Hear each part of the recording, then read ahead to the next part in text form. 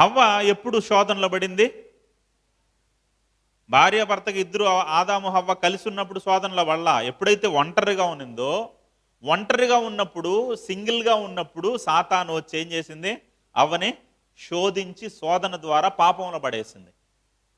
అలానే బైబిల్లో ఉన్న వారందరి చరిత్రలు మీరు చూడండి. ఉదాహరణకి సంసోను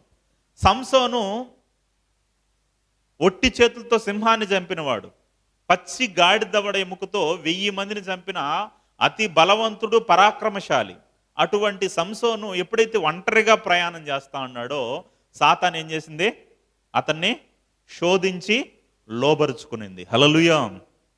అదే రీతిగా దావీదు దేవుని హృదయానుసారుడు, దేవుని ఇష్టుడు, దేవుని కొరకు గొప్ప కార్యాలు తలపెట్టినవాడు దావీదు.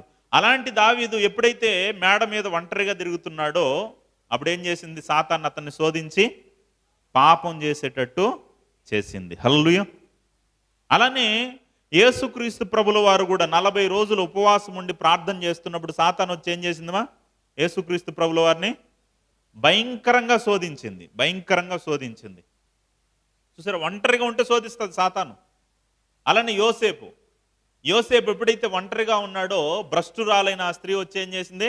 పాపం చేయమని ప్రేరేపించింది. కాబట్టి ఒంటరిగా ఉన్నావా? సాతాను నిన్ను శోధిస్తుంది. మన మీదకి బలంగా దిగి వచ్చేది ఎప్పుడంటే మనం ఒంటరిగా ఉన్నప్పుడే. నిన్ను తాగమని, నిన్ను చెడిపోమని, నిన్ను చెడు కార్యాలు చేయమని, నిన్ను అపవిత్రమైన వాటిని చూడమని, నిన్ను అపవిత్రమైన కార్యాల్లో పాలు పంపులు పొందమని సాతాను ఎప్పుడు నిన్ను ప్రేరేపిస్తుంది? ఒంటరిగా ఉన్నప్పుడు. అందుకే నువ్వు ఎప్పుడు కూడా ఏం చేయొద్దు? ఒంటరిగా ఉండద్దు. ఒంటరిగా ఉంటే ఖాళీగా ఉండద్దు, ఖాళీగా ఉంటే ఒంటరిగా ఉండద్దు. హల్లెలూయా.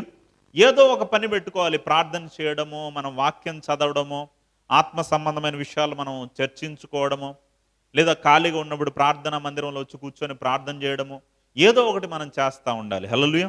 కాబట్టి సాతాను మనల్ని ప్రేరేపించేది ఒంటరిగా ఉన్నప్పుడు. కాబట్టి దేవుడు ఏం కోరుతున్నాడంటే, నాయన నీవు ఒంటరిగా ఉన్నప్పుడు ఎలా ఉండాలి?